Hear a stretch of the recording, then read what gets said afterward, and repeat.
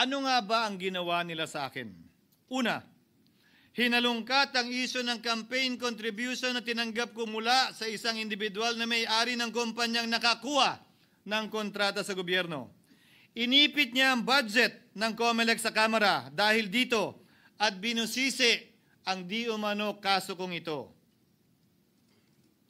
Subalit, Ginoong Pangulo, tulad ng sinabi ko sa simula ng aking talumpati, kapag ka nagturo ka ng daliri kanino man, may 3 daliring nakaturo pabalik palagi sa iyo. Anong nangyari? Hindi ba't biglang may lumabas na ulat ng PCIJ na ang dami naman palang opisyal, hindi lang senador, mas mataas pa ang tumanggap din ng ganung uri ng kontribusyon noong 2022 elections? Ang tanong ko ay simple.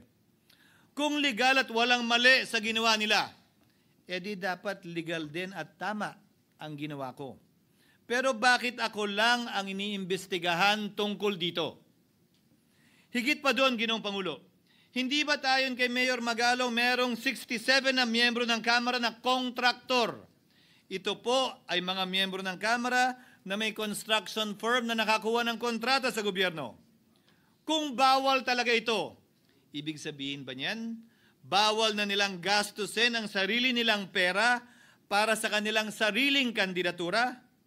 Bakit hindi din binubusisi yun? Bakit hindi inaalam yun?